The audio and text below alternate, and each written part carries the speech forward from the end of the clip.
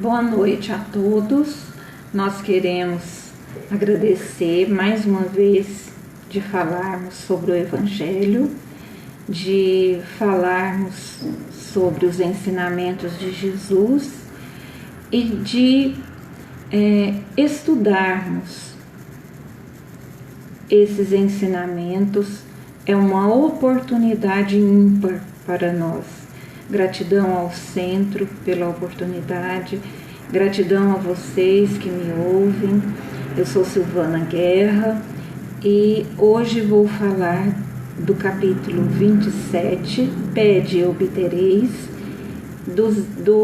os itens 18, 19, 20 e 21, que vem com o subtítulo da prece pelos mortos e pelos espíritos sofredores.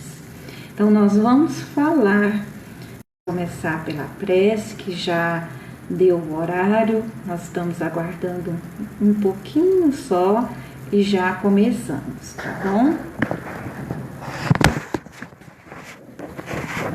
Só um minutinho, problemas técnicos.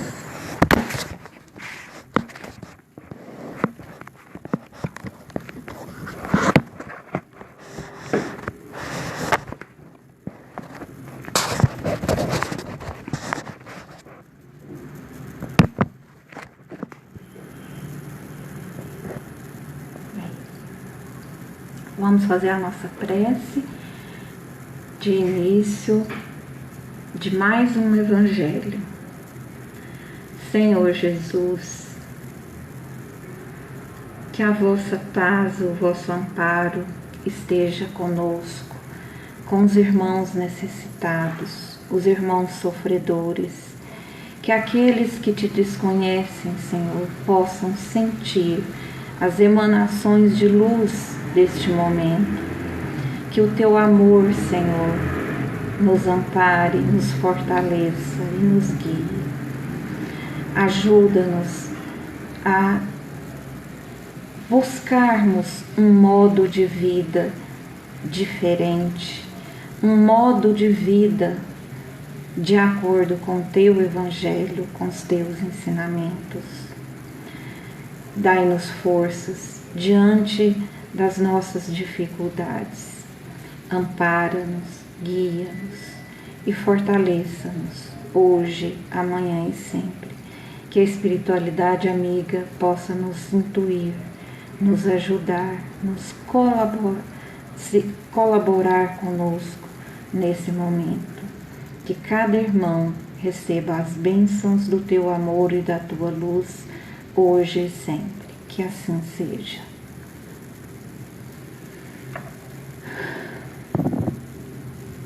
Então, nós vamos conversar hoje sobre os itens de 18 a 21. São itens que falam exclusivamente sobre o amparo aos irmãos sofredores, sejam eles encarnados ou desencarnados, tá bom?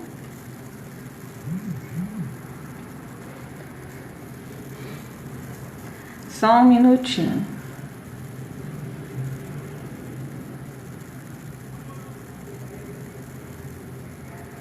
Então, a prece, ela é reclamada pelos espíritos sofredores. De que forma que essa prece, ela é reclamada pelos espíritos sofredores? O que nós devemos apreender, compreender sobre esse tema, sobre esse assunto, para trazermos para a nossa vida? E quem são os irmãos sofredores? Onde eles estão? Então, os irmãos sofredores são todos nós que estamos aqui na Terra. Por quê? Porque nós vivemos a vida presos à matéria. Todo mundo, não tem ainda um que já se desprendeu completamente. Então, nós estarmos presos à matéria o que acontece? Nos prejudica espiritualmente. Nós precisamos aprender a fazer escolhas que não nos prejudiquem no momento da nossa partida, da nossa ida para a verdadeira casa. Nós queremos dizer que somos sofredores porque ainda temos vícios, porque ainda preocupamos com os bens materiais. Nós não queremos só o que é necessário para a nossa vida.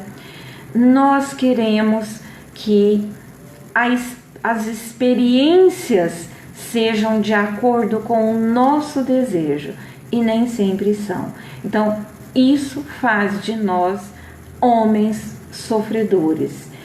Sejamos de qualquer classe social, sejamos de qualquer religião, nós estamos aqui na Terra para aprender, mas sofremos a contradição entre o que devemos passar e o que queremos passar, porque ainda temos muito forte em nós a personalidade, temos muito forte em nós o ego, e isso nos faz sofrer. Então, eu vou falar para todos nós encarnados que estamos aqui e desencarnados também, que são sofredores, tá certo?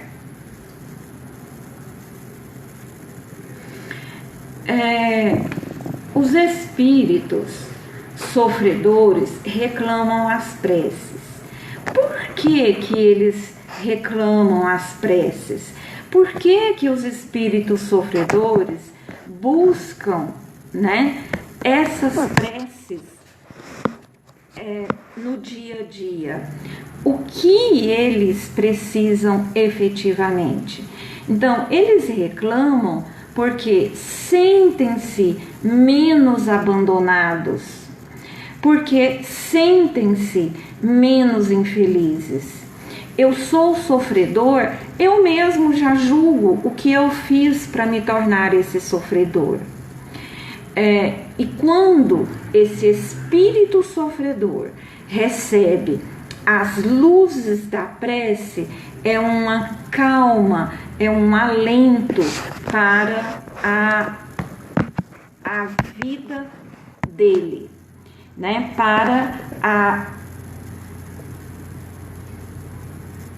como uma anestesia para o sofrimento dele. Então, essa anestesia, esse cuidado que nós podemos ter com os nossos irmãos, como eu posso fazer isso? Então, eu posso fazer por meio da leitura. Eu vou reanimá-los, eu vou encorajá-los, eu posso dar bons conselhos, eu vou inspirar esses espíritos ao arrependimento e à reparação daquilo que eles fizeram. Eles não podem ficar fadados a sempre ao sofrimento. Então, nós podemos colaborar com os irmãos na medida que eu oro por eles. Então, a oração é um elemento que vai ajudar irmãos sofredores a passarem melhor os momentos de sofrimento que eles estão passando, vamos dizer assim. E nesse sentido, podemos não só aliviar esse sofrimento, como também abreviar. Então, eu vou aliviar e vou colaborar colaborar para que esse sofrimento diminui ou abrevie. Seguindo com o Evangelho, dentro do Evangelho, Kardec traz uma sugestão de leitura do céu e o inferno, na segunda parte, que são exemplos, que tem vários exemplos de espíritos sofredores. A segunda parte tem o elemento de sofrimento, o elemento do capítulo da segunda parte são os exemplos dos espíritos sofredores. Eu peguei 2 exemplos. Peguei de Novel, que é um espírito que comunica porque ele convive com o médium que ele vai comunicar, ele conviveu quando ele estava encarnado. E aí traz que o espírito dirige ao médium que em vida ele conviveu, quer dizer, em vida encarnada. Esse espírito Novel, ele mostra para nós o quanto ele sofreu. Ele sofreu por ignorância, por arrogância, então por atitudes menos dignas na sua encarnação. Durante a manifestação dele, ele faz o relato do sofrimento dele e conclui dizendo assim: eu não vou falar do relato, vou deixar só para vocês buscarem no céu e o inferno o relato de Novel, o que ele passa no plano espiritual de sofrimento por não ter conseguido seguir as leis de Deus. E aí ele conclui dizendo assim, eu vou ler porque eu não consigo memorizar tudo. Chamaste-me finalmente e pela primeira vez um sentimento suave e terno me acalmou. Escutei os ensinos que te dão os teus guias. A verdade impôs-se-me, orei. Deus ouviu-me, revelou-se-me por sua clemência, como já se me havia revelado por sua justiça. Então, ele mostra para nós que aquele médium, quando estava em sintonia com os guias e mentores espirituais dele, quando ele estava recebendo os seus ensinamentos, né? O que acontece? Ele estava ao mesmo tempo emanando luzes para outros espíritos. Esse espírito Novel já estava pronto para se melhorar, e aí ele coloca: revelou-se-me por sua clemência. Então, a clemência daquele médium, o trabalho que aquele médium estava fazendo, revelou Deus por sua justiça no momento do arrependimento desse espírito. Então, a nossa ação espiritual, a nossa ação espiritualizada é um bem para os espíritos que estão em sofrimento, que estão em momentos de muita dificuldade. O outro espírito, ele se apresentou como um espírito sofredor. Ele se inscreveu sob o nome de Lisbeth. Essa mensagem é de 1862. Então, são feitas 2 perguntas e Lisbeth responde: que há necessidade da nossa mudança aqui, diante das perguntas. São 2 perguntas. Eu não vou dizer aqui, eu quero que vocês busquem no Céu e Inferno essa história, se vocês lembrarem o quão bacana ela é. E Lisbeth finaliza dizendo: recomendai-me as preces de quantos se interessam pelos sofrimentos alheios, porque delas tenho necessidade. Então, tanto Novel quanto Lisbeth declaram da necessidade das preces, dos bons sentimentos, dos bons pensamentos, das boas leituras para esses espíritos, e sejam encarnados ou desencarnados. E nós precisamos encontrar em nós essa força e essa vontade. E no livro No Mundo Maior, de André Luiz e psicografia de Chico Xavier, nós temos, eu chamei de lição, a lição de Calderaro, que é o mentor de André Luiz durante o livro. E nas suas perguntas de aprendizado, Calderaro responde para André Luiz que o coração que ama está cheio de poder renovador. Então, quando eu estou vivendo à luz da lei de amor, eu vou renovar a minha presença com os irmãos sofredores. Silvana, mas por meio de quê? De que forma? Por meio de uma prece, por meio de uma leitura, por meio de uma conversa. Eu posso conversar com os irmãos espiritualmente. Eles vão me ouvir, eles vão entender os meus pensamentos e a minha fala de conselhos.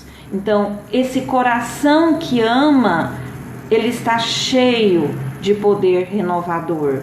Calderaro mostra isso muito para André Luiz no livro No Mundo Maior. E nós precisamos aprender isso. Não é só de uma via que eu vou colocar em prática a assistência aos irmãos sofredores. As vias eu vou encontrar no meu íntimo na medida que eu amar mais. No Evangelho, explica 2 coisas importantes no item 18 e no item 19. Primeiro, as crenças que não oram por irmãos sofredores desencarnados. Então, o que o Evangelho traz? Que essas crenças, essas pessoas que não admitem a prece para o desencarnado, ela rompe com os vínculos de amor, de afetividade, de amizade com esses espíritos. E isso endurece o coração de quem fica aqui.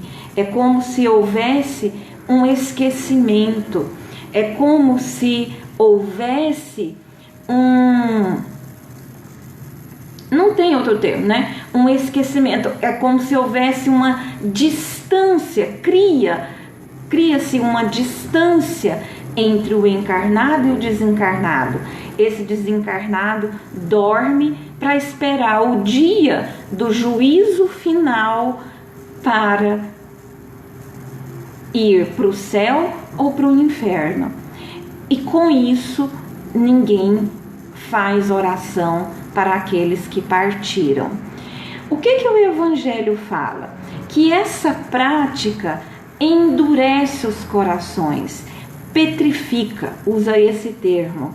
E isso é incompatível com as leis de Deus, que põe como primeira categoria de dever para nós amar o próximo. E nós precisamos compreender isso. Eu tenho que amar o próximo encarnado e o próximo desencarnado. Eu tenho que amar o próximo de mim, família consanguínea, e tenho que amar o próximo, família universal, todos filhos de Deus. E o que o Evangelho traz? Negar a eficácia da prece para os desencarnados ou pelos mortos é negar a eficácia da consolação, é negar a eficácia do encorajamento, dos bons conselhos. O Evangelho fala muito nos bons conselhos para com os desencarnados. E nós precisamos encher a nossa vida de coragem para enfrentarmos os desencarnados que nos visita, que busca o conforto junto a nós. Eu preciso entender também que negar essa eficácia da prece é negar a força que aspiramos da assistência moral daqueles que nos querem bem. Então, eu nego duas situações importantíssimas quando eu nego a eficácia da prece, porque o Evangelho considera que quem não ora pelos desencarnados são irmãos que estão negando a eficácia da prece. Então, eu estou negando consolação, eu estou negando conselhos, eu estou negando encorajamento. E estou negando também as minhas aspirações de assistência de todos aqueles que me querem bem. Então, eu preciso amar mais. Eu preciso amolecer esse coração que está enrijecido quando eu estou vivendo essas práticas, esses dogmas religiosos. Outro detalhe importante que o Evangelho traz é sobre a imutabilidade dos decretos divinos. E há irmãos que colocam assim: já que a lei é imutável, nada posso fazer, não preciso orar. Outro ato que eu estou me afastando das questões divinas e espirituais, porque já que não muda, eu deixo para lá. Em outro momento, a pessoa muda. Não é assim. Deus nos dá a oportunidade, né, de buscarmos a ação da caridade por meio da oração. Deus proporciona isso para nós. Até que ponto eu posso também lutar por um irmão que está no caminho errado, no caminho da ignorância, né? Nós precisamos buscar isso. E os espíritos que trabalham junto ao Cristo, ao Deus, o Evangelho chama de Espíritos do Senhor, eles entendem que agora o homem já está suficientemente maduro para compreender que na fé conforme ou contrário os atributos divinos, eu já posso compreender que a imutabilidade dos decretos divinos não nos exime de orar pelos outros irmãos necessitados. A lei é imutável, mas eu posso lutar pelo meu melhor quando o irmão necessita, seja ele encarnado ou desencarnado. Então, a lei de Deus ela é mais previdente. Por quê? Porque a lei de Deus é justa, é equânime, ela é misericordiosa, ela não estabelece pena, ela não estabelece duração. A lei de Deus, ela é para todos. E nós temos a liberdade de fazermos dela o que bem entendermos. E aí é que nós devemos entender que o homem sofre as consequências das suas faltas. Não há, segundo o Evangelho, não há nenhuma infração à lei de Deus que fique sem a correspondente punição. Então vamos dizer, o Evangelho traz o nome punição, mas vamos dizer assim, sem o devido reparo, sem a devida consciência de que eu errei perante a lei e eu preciso reparar essas ações. Essa lei é severa? Ela é severa. Ela tem uma severidade do castigo. É colocado dessa forma no Evangelho. E é proporcional à gravidade da falta. Então, eu cometo a falta e vou ter que reparar. Essa lei, ela tem o grau de severidade e não vamos dizer um castigo, mas uma severidade pela falta, por aquilo que eu não fiz ou pelo bem que eu deixei de fazer. Então, o que acontece? Há uma gravidade, isso vai ser passar por uma gradação ao longo da vida e daquilo que eu faço de bem ou não. E é indeterminada. A duração dessas faltas não tem um tempo, é indeterminado. O que acontece? O que o Evangelho nos esclarece sobre a determinação de quando eu vou reparar?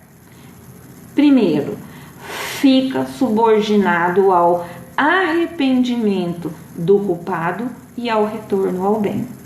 Então, primeiro ponto que vai me trazer de volta para reparar essa falta é o arrependimento do culpado e o retorno à ação do bem. Segunda coisa, de quanto tempo vai durar? Quanto mais eu ficar no mal, mais tempo ele vai ficar. Seria perpétua? Só seria perpétua se eu me perpetuasse no mal. Então, aí seria perpétua. Dura pouco ou dura muito, de acordo com o arrependimento. Isso eu tenho que ter claro em mim. E o que é esse arrependimento? Então agora eu vou falar uma das perguntas lá da Lisbeth, porque eu trouxe a segunda pergunta dela é sobre o arrependimento. E aí ela conceitua esse arrependimento para nós. Como é arrepender das faltas? É de qualquer forma? Não. Precisa ser um arrependimento produtivo, ativo, por base do remorso de haver ofendido as leis de Deus e o desejo ardente de reparar. Somente esse arrependimento é que me trará de volta a reparação do mal que eu estou arrependido. Eu tenho que lutar pela graça de conseguir uma experiência para eu reparar os meus erros. E no Evangelho coloca que nós estamos aqui, que nós vamos ter, sempre vai ser assim, um período tranquilo, outro período eu vou ter elementos a reparar, tranquiliza de novo, depois eu tenho mais elementos a reparar. É assim, nós não ficamos a vida inteira reparando. Nós reparamos, vivemos um momento mais calmo e depois voltamos a reparar. Isso é a vida. Não é... Deus é tão bondoso que Ele dá para nós momentos de descanso, de respiro na experiência que nós estamos. Nós estudamos o livro A Obsessão e Suas Máscaras, da doutora Marlene, e esse livro é um estudo sobre as obras de André Luiz, sobre tudo o que o André Luiz tratou sobre obsessão. E mais uma vez, no mundo maior, está no livro Obsessão e Suas Máscaras, lições do mentor Calderaro, para nós melhorarmos. Então, que atitude eu tenho que ter? Primeira que Calderaro coloca agora: só aqueles que amam conseguem atingir as causas profundas. Então, Calderaro coloca para André Luiz, em outras palavras, só seguindo a lei, seguindo e praticando a lei de amor, você vai atingir as causas profundas, seja para você ou seja para o próximo, ou seja para você e para o próximo. Mais uma citação de Calderaro: nunca é tarde para levantar o coração e curar a consciência ferida. Então, quando nós estamos no erro, nós estamos ferindo a nossa consciência. Nós estamos deixando de nos amar. Nós estamos buscando com as nossas mãos o sofrimento, o erro. E quando nós estamos na reparação, nem sempre nós lembramos daquele erro anterior. Então, nós não somos vítimas nesse processo de reparação. Deus jamais vai fazer isso com o filho dele. E mais uma vez Calderaro pergunta: quem poderá condenar alguém depois da comunhão de desequilíbrio na carne? Como eu posso julgar o próximo? Como eu posso condenar, julgar o próximo por um desequilíbrio na carne? Eu não posso, porque eu também tenho os meus. Eu tenho que buscar, orar, compreender e me colocar à disposição da espiritualidade naquilo que ela precisa diante da minha força para ajudar esses irmãos em sofrimento. E aí Calderaro coloca de novo: reconquista a atitude. Reconquista a atitude. Faze novo compromisso perante a divina justiça. Olha a oportunidade que nós temos. Nós temos a oportunidade de reconsiderar todas as nossas atitudes e, diante disso, fazer o bem dentro da experiência que nós escolhemos para a reparação.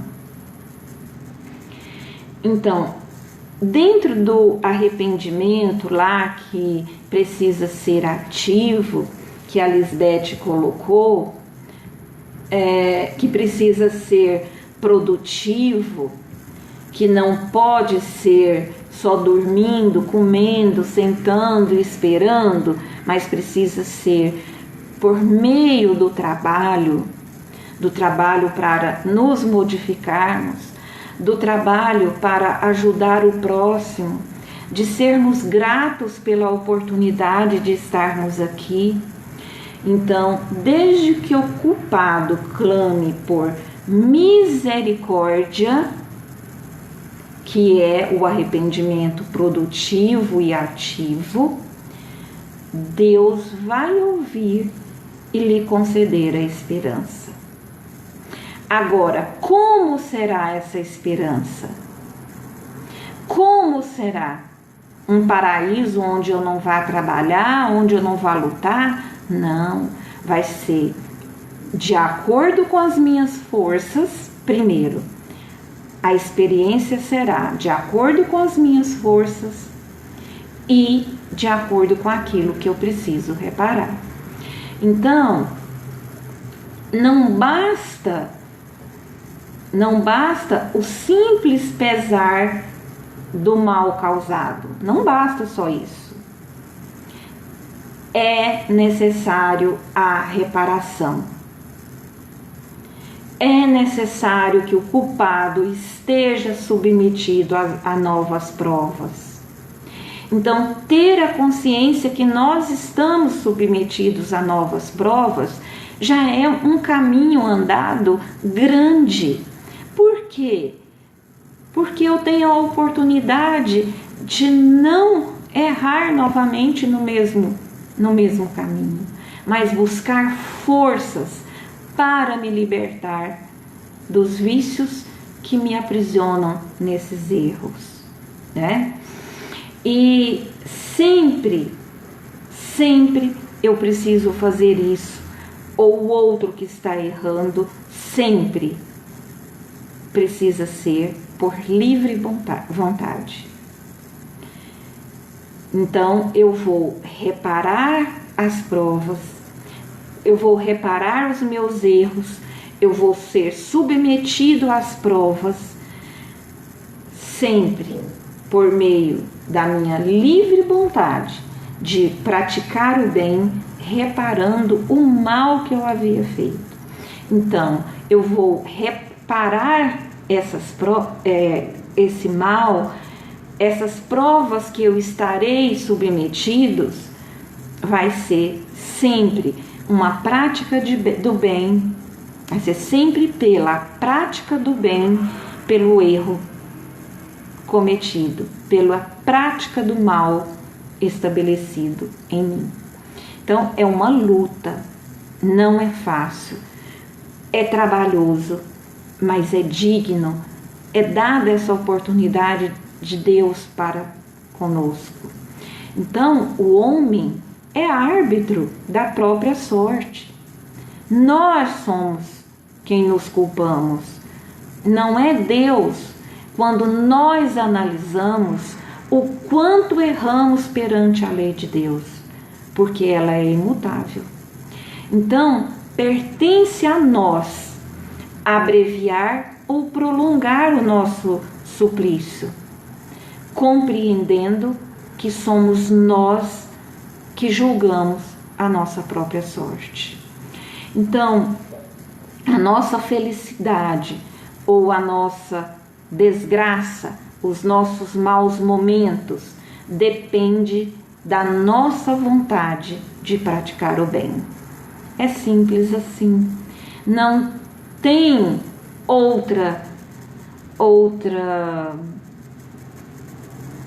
outras palavras grandiosas no Evangelho. Por quê? Porque a lei de Deus, ela é imutável e em conformidade com a bondade e a sua justiça. Então, o espírito culpado e infeliz pode sempre salvar a si mesmo, e nós podemos colaborar com esses espíritos, porque a lei de Deus, ela estabelece a condição que torna possível de fazer. O que mais das vezes nos falta é a vontade, a força e a coragem. O que mais falta aos espíritos sofredores? A força, a vontade, a força e a coragem.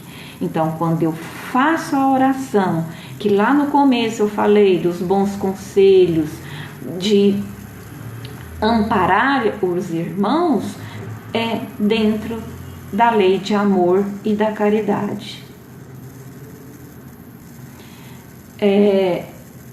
O que mais nós queremos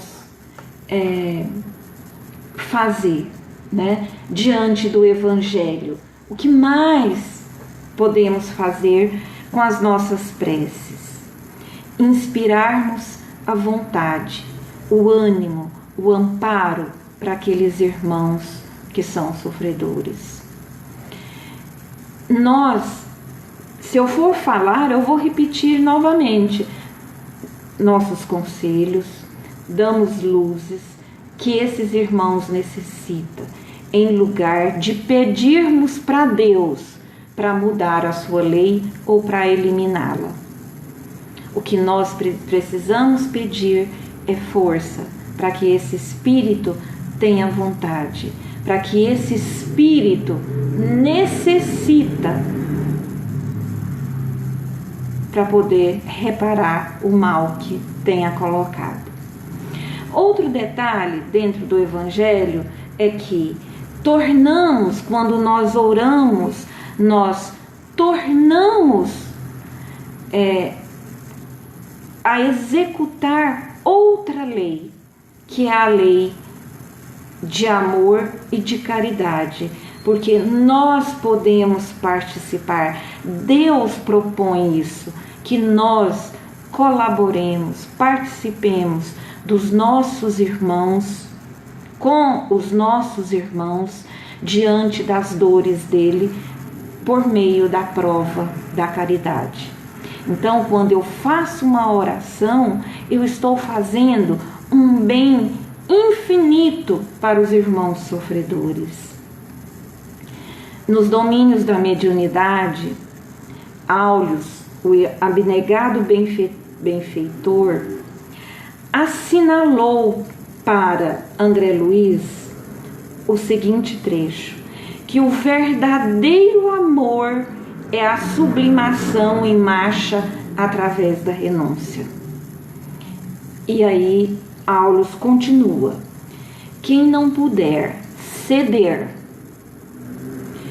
a favor da alegria da criatura amada, sem dúvida saberá querer com entusiasmo e carinho, mas não saberá coroar-se com a glória do amor puro.